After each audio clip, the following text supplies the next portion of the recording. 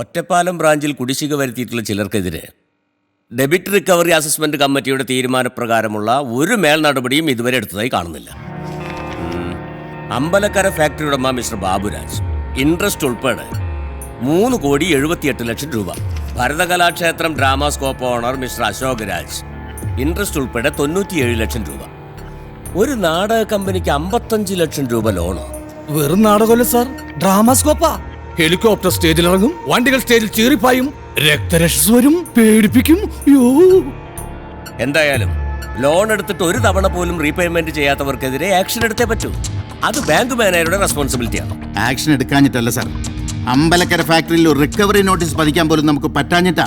ഗുണ്ടായിസോ പലതവണ നമ്മുടെ സ്റ്റാഫിനെ വിരട്ടി ഓടിച്ചിട്ടുണ്ട് ആ ഫാക്ടറി ഓണർ അമ്പലക്കര ബാബുരാജ്. വായിൽ നിന്ന് വൃത്തികെട്ട ഭാഷ പുറത്തു വരുള്ളൂ. ഫുൾ ടൈം മദ്യപാനി. അത് നുണയാണ് സാർ.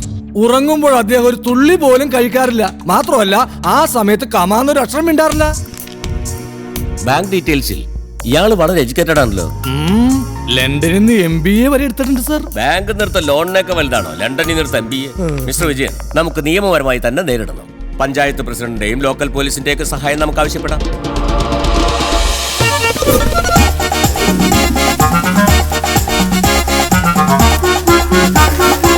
ചക്രവർത്തി, അദ്ദേഹം മേക്കപ്പ് കഴിഞ്ഞു.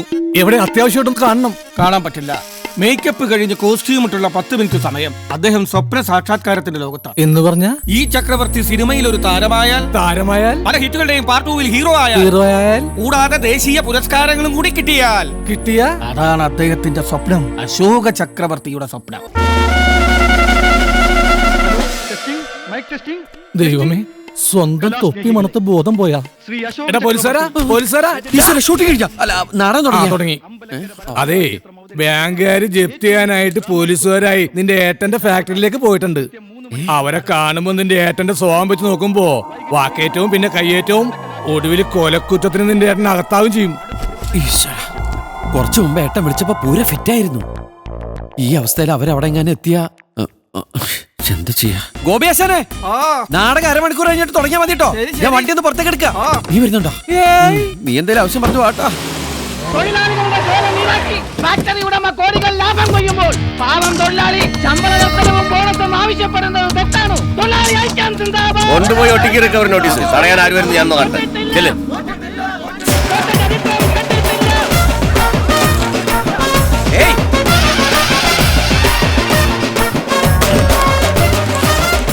I am Vishwambharan, zonal manager, State Bank of Malabar. ഞാൻ ബാബുരാജ്, അമ്പലക്കര ബാബു എന്നും പറയും. മിസ്റ്റർ ബാബുരാജ്, നിങ്ങൾ ബാങ്കിൽ നിന്ന് എടുത്ത തുക ഇതുവരെ തിരിച്ചടച്ചിട്ടില്ല. ഞങ്ങൾക്ക് നിയമ നടപടികൾ എടുത്തേ പറ്റൂ. സഹകരിക്കണം. തിരിച്ചെന്നോടും സഹകരിച്ചാൽ നിങ്ങൾക്ക് നല്ല.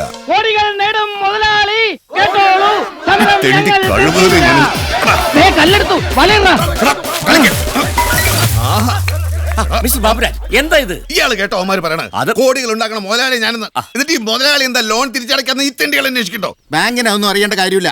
അറിയണം. ഈ കമ്പനിയിൽ ഉൽപ്പാദിപ്പിച്ച ആദ്യത്തെ പ്രൊഡക്റ്റുകളാണ് ഈ ലോറിയിൽ ഓടിയിരിക്കുന്നത്. കഴിഞ്ഞ 10-12 മാസങ്ങളായിട്ട് ഇതിൽ നിന്ന് ഒറ്റ ലോഡ് പോലും പുറത്തേക്ക് ഇറക്കാൻ ഈ തെണ്ടികൾ സമ്മതിക്കില്ല. ഇതൊക്കെ സമയാസമയം മാർക്കറ്റിൽ എത്തിയിരുന്നെങ്കിൽ നിങ്ങൾക്ക് ഈ നോട്ടീസുമായിട്ട് ഇവിടെ വരേണ്ട കാര്യമില്ലായിരുന്നു. അതെങ്ങനെ? കമ്പനി പൂട്ടിക്കാൻ ഇവനെ പോലുള്ള പീറ രാഷ്ട്രീയ തൊഴിലാളികളുടെ കൂടെ ബാങ്ക് ജപ്തിയാവുന്ന അവരുടെ കൂടെ ഒരുത്തന് നന്നായി കാണാൻ താല്പര്യമില്ലല്ലോ. ബാബുരാജിന് പറയാൻ പല ന്യായങ്ങളും കാണും. പക്ഷെ ബാങ്കിന് കിട്ടേണ്ട പണം കിട്ടിയേ പറ്റൂ. ഓ, ബാങ്ക് ഒരു കാര്യം ചെയ്യും. ആ കിടക്കുന്ന ലോറികൾ മുഴുവൻ ലോഡ് അടക്കം പുഴുകിത്തിന് പോരെങ്കിൽ ടച്ചിങ്സിനകത്ത് കുറച്ച് മെഷീൻസ് ഉണ്ട്. ഞങ്ങൾ ജപ്തി ചെയ്യാൻ പോകുന്നതേ തുരുമ്പിടിച്ചു പോകുന്ന സാധനങ്ങളല്ല, കൊലാട്രൽ സെക്യൂരിറ്റി ചെയ്ത വസ്തുവകകളാ. എന്റെ കുടുംബം കൊളന്നോട്ടെ വന്നിട്ട് തലവിട്ട് ഞാൻ ബാങ്കിന് മുമ്പിൽ വെക്കും. സാറിനോട് അനാവശ്യം പറഞ്ഞാലുണ്ടല്ലോ. പറഞ്ഞ കഷ്ടി തലയാ.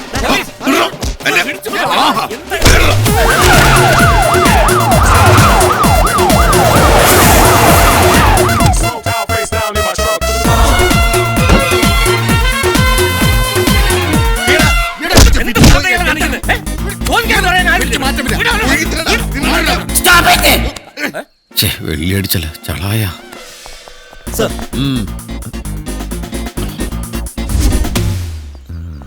ഇയാൾ അറസ്റ്റ് ചെയ്യണം സാർ. കടം മേടിച്ച കാശ് തിരിച്ചു കൊടുക്കാതെ ഗുണ്ടായിസം കാണിച്ച തെറ്റിന്. കടം മേടിച്ചതിന്റെ അമ്മായിമ്മയുടെ വീട്ടിൽ നിന്നല്ലോ, ബാങ്കിൽ നിന്നല്ലേ? ഇയാൾ മൂക്കറ്റം കുടിച്ചിട്ടുണ്ട് സാർ. ഉണ്ടോ? ഞാൻ കുടിച്ചിട്ടുണ്ട്, മൂക്കറ്റം കുടിച്ചിട്ടുണ്ട്.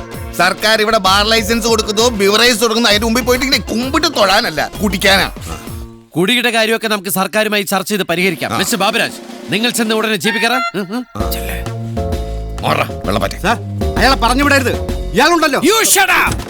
എന്ത് നിയമത്തിന് നേരെ കൈ ചൂണ്ടി നിന്ന് സംസാരിക്കുന്നോ? എക്സ്ക്യൂസ് മീ, എന്താ പേര്? വിശ്വംഭരൻ. ആ mister Vishwambharan, please come come come come come. ആ സി, ഒരു ഭാഗത്ത് പൂട്ടിക്കിടക്കുന്ന ഫാക്ടറി, മറുഭാഗത്ത് സമരം, പിറകെ ജപ്തി. ആർക്കായാലും വട്ടുപിടിക്കും. തൽക്കാലം നിങ്ങൾ തിരിച്ചു പോവുക. അയാളെ ഞാൻ കാര്യങ്ങൾ പറഞ്ഞ് മനസ്സിലാക്കിക്കോളാം. ഒരു സാവകാശം കൊടുത്താൽ മതിന്നേ. അല്ല സാറേ, താങ്ക് യു.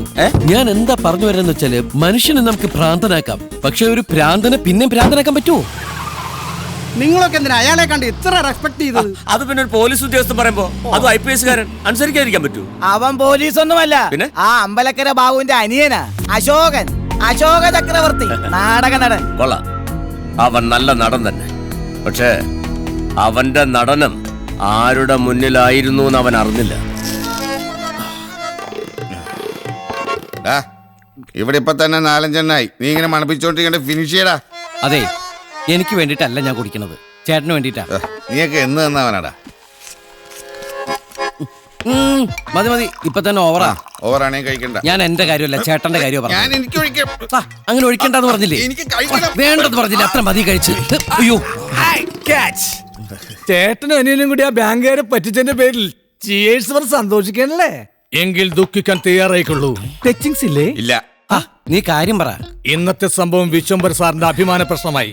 എന്തായാലും നിങ്ങൾ വട്ടം ചുറ്റുമെന്ന കാര്യത്തിൽ സംശയം വേണ്ട.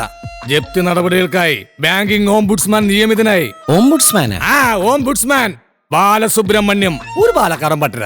അയാളേത് പട്ടരായാലും ശരി, പരട്ടയാലും ശരി, ഇവിടെ കാലുകുത്തിയാളുടെ ഞാൻ കാല് വെട്ടും.